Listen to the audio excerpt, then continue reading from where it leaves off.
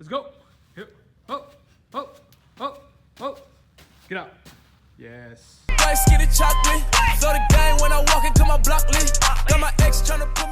What's up guys, it's Coach Abraham back at you with another video.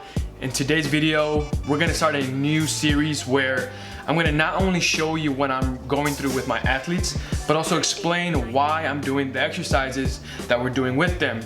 You see workouts and drills all over Instagram and YouTube and overall social media, and a lot of times there's no context behind it. So again, I'm gonna explain to you why I'm doing the drills that I'm doing, why it's specific to him, and maybe you'll be able to apply it onto your training so ultimately you can become a better, faster, and stronger athlete. So let's get it, guys.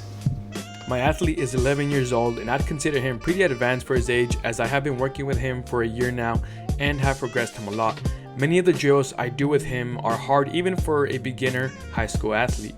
The first plyometric is a bilateral movement focusing on the reactive component of the muscles and tendons called the stretch shortening cycle, or SSC. Without diving too much into it, think of it as a mechanism in the body that stores and absorbs energy from the moment you make contact onto the ground to the bottom position of the load, where then that energy is used to spring back up and explode out fast and powerful. Every footballer should have this in their tool bag, but before you practice this, ensure you know how to land and load properly by owning the non-counter movement jump and the counter movement jump. Next, we have a rotational bound to lateral bound. This is a drill that requires great coordination, balance, and power.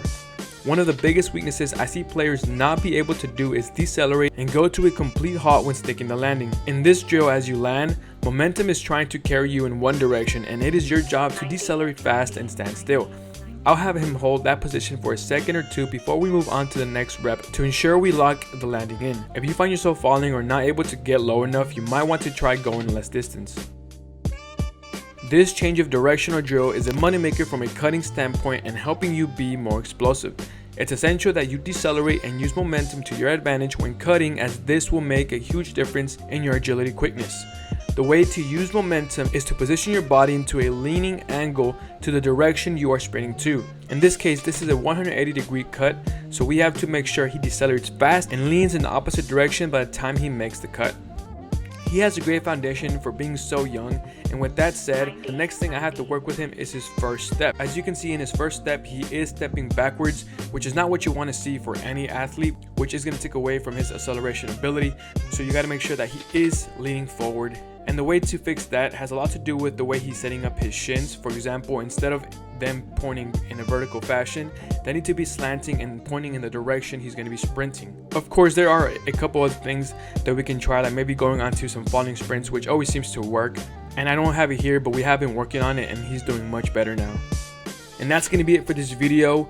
I know it was short and sweet, but I hope you took a lot out of it and able to apply some of this onto your training, and hopefully you can use some of these things to make you a better athlete. Don't forget to hit that subscribe button, comment if you have any questions, follow me on Instagram, and I'll see you on the next one.